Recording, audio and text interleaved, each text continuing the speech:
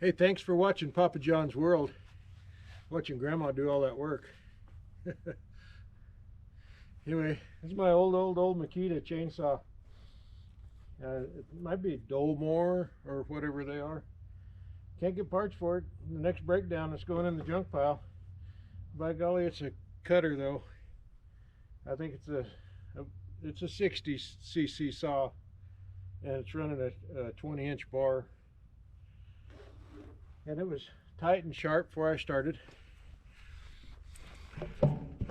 So that'll split out to about a cord of wood inside there. And please like and subscribe.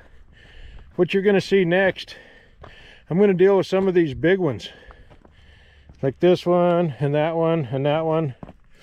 I'm going to try to get, there's like 1, 2, 3, 4, 5 huge ones. I'm going to try to get them off and cut and split, but I'm not going to pick none of those up. I'm going to do it with a different machine. Anyway, like and subscribe, because that one's going to be cool to watch.